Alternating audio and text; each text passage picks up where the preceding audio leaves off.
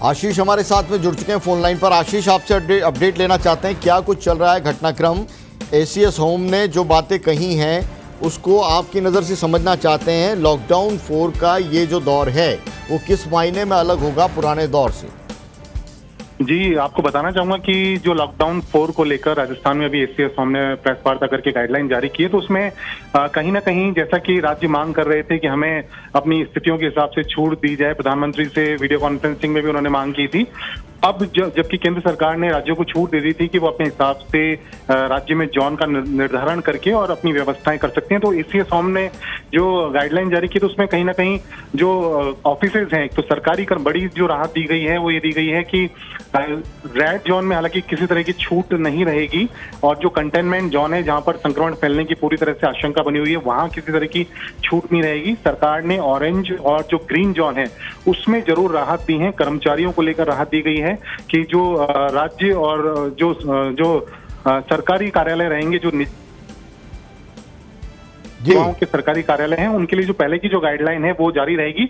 बाकी कार्यालयों में 50% कर्मचारी आ सकेंगे, जबकि पहले जो 33% कर्मचारियों के आने की व्यवस्था की गई थी, लेकिन बाद में उसे संक्रमण को देखते हुए मना कर दिया गया था। तो अब 50% कर्मचारियों के आने की अनुमति दी गई है। हालांकि इस दौरान जो भी सुरक्षा के जरूरी उपाय हैं उनका पूरा ध्यान रखने की भी उन्होंने हिदायत दी है, वो रखना होगा, क्योंकि अब अगर कोई उपाय नहीं करेगा, सुरक्षा उपाय नहीं करेंगे, चाहे वो आमजन हो चाहे कर्मचारी हो, तो उनके लिए दंड का प्रावधान भी सरकार ने जो महामारी एक्ट है उसके तहत कर दिया है। जो भी जुर्माना है वो लगाया जाएगा संबंधित अगर कोई भी उन्होंने उसकी पालना नहीं की।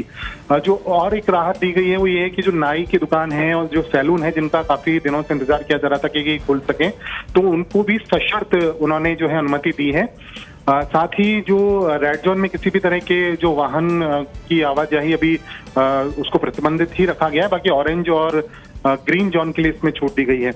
साथ ही साथ आवागमन के लिए उन्होंने कहा है कि जो जिले के अंदर, एक जिले के भीतर अगर किसी को जाना है या एक जिले से दूसरे जिले में जाना है राज्य में, तो उसके लिए किसी तरह के पास की जरूरत नहीं होगी, लोग अपने वाहन से जा सकते हैं। हालांकि अब जो डिटेल्स ऑर्डर आएगा उसमें ये देखने की बात है कि राज्य सरकार ने जो राजस्थान के जो 33 जिले हैं उनको किस हिसाब से उन्होंने रेड, ऑरेंज और ग्रीन जोन में डिवाइड किया है, या पहले वाली स्थिति को ही रखा है या कुछ बदलाव किया है। तो ये जो विस्तृत जो गाइडलाइन इसकी जब सामने आएगी तो तब इस बारे में और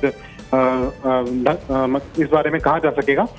इसके साथ ही साथ कुल मिला के देखा जाए तो एक बार वापस से सरकार कोशिश कर रही है कि जो लॉकडाउन के 3 चरण हुए उसमें जो पूरी तरह से प्रतिबंध जो लगा दिया गया था उसको धीरे धीरे वापस से खोलते हुए सुरक्षा उपायों के साथ और वापस से पटरी पर नॉर्मलिटी में आने के लिए तैयारी की जा रही है, ताकि धीरे धीरे इस से बाहर निकला जा सके। हालांकि अपील ये भी की जा रही है कि कोरोना जो महामारी है वो उसका कोई भी अभी समय नहीं है कि पहले ही माना जा रहा था कि गर्मी आने पर शायद इसका असर कम हो जाए, लेकिन अब ये है कि इस महामारी के साथ ही हमें आगे बढ़ना होगा और जरूरी जो भी सुरक्षा उपाय हैं, जो भी एहतियात हैं उनको बरतते हुए और हमें आगे बढ़ना होगा। तो इसी दिशा में सरकार का जो गाइडलाइन है वो प्रयास है कि कहीं ना कहीं पहले से ज्यादा राहत दी गई है।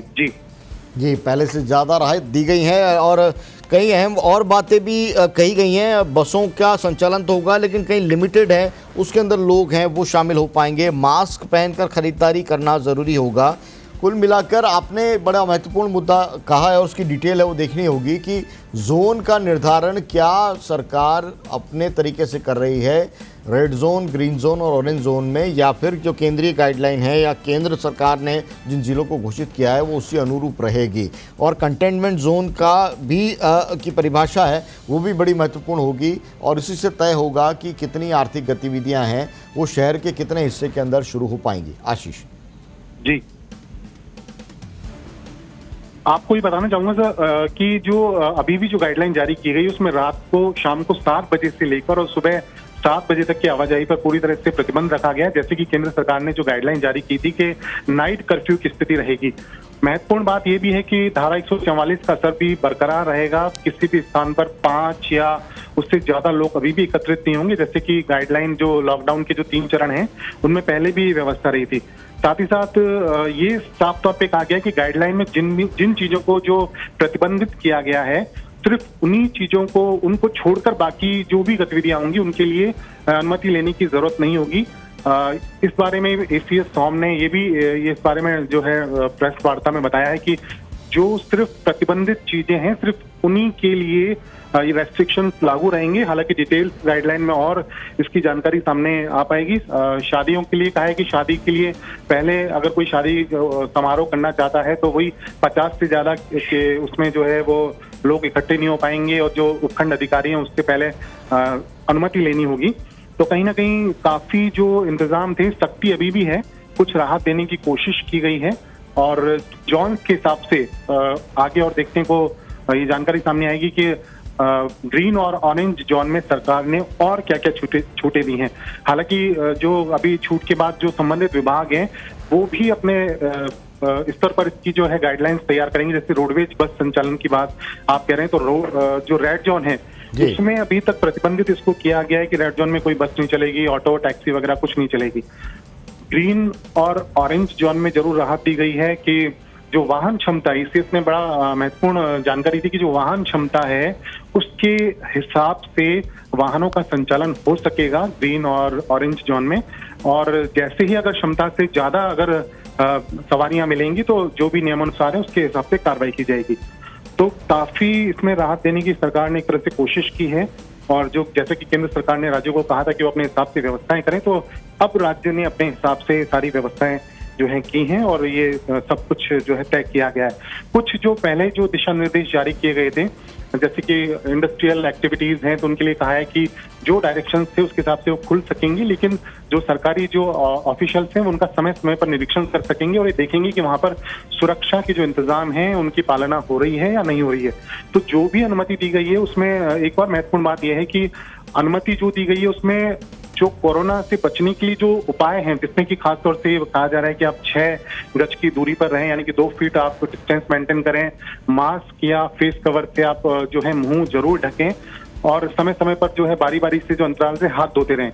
तो ये सारी जो महत्वपूर्ण जो 3-4 तरह के जो उपाय हैं जो कि शुरू से सरकार और सरकारी स्तर पर इनका प्रचार किया जा रहा है, लोगों को जागरूक किया जा रहा है कि इससे बचने के लिए जरूरी है, तो इनकी पालना, इन सब जो भी राहत दी गई है इस दौरान में इनकी पालना जो है सभी को करनी होगी।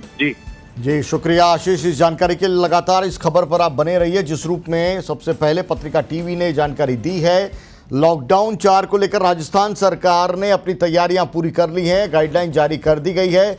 एससीएस होम राजीव स्वरूप ने गाइडलाइन जारी की मीडिया के सामने और जो पहलू बताए जा रहे थे लगभग वही हैं जो पत्रिका टीवी लगातार बता रहा था कि लॉकडाउन 4 है वो किस मायने में अलग होगा। और आज जब ये घोषित किया जाना था उससे पहले ही बाजार है वो उसी रूप में देखा गया। बाजार के अंदर गतिविधियां हैं वो शुरू होती दिखी और कई दुकानें हैं वो जो बंद थी लॉकडाउन में वो खोली गई। तब से लगा कि कुछ छूट है वो सरकार देने वाली है और उसी के मद्देनज़र थोड़ी सी बाजार के अंदर भी चहल पहल शुरू हो पाई है। लेकिन अभी भी कोरोना के मामले बढ़ रहे हैं, इसलिए एहतियात बरतने की ज़रूरत है। घर से अगर बाहर निकलें तो मास्क पहनना ना भूलें, ये महत्वपूर्ण बात है। अपनी जो सुरक्षा है वो हमें खुद को तय करनी है। सावधानी हटी, दुर्घटना घटी। कोरोना और जीवन अब धीरे धीरे दोनों एक साथ चलेंगे जब तक इसका वैक्सीन नहीं निकलता। ऐसे में आज नहीं तो कल अनंत काल के लिए लॉकडाउन हो नहीं सकता। इस लॉकडाउन को खुलना होगा और जब भी खोला जाएगा उसके लिए हम क्या पूरी तरह से तैयार हैं, तैयारियां क्या हमने पूरी कर ली हैं कोरोना के संक्रमण से बचने के लिए, ये खुद सोचिएगा, जानकारी लीजिएगा। पत्रिका टीवी के विभिन्न प्लेटफॉर्म पर लगातार हम अपडेट आपको दे रहे हैं कि क्या सावधानी बरतनी है, क्या स्थितियां हैं आपके शहर में। तमाम चीज़ों से अपडेट लीजिए और अपने आप को सुरक्षित रखिए।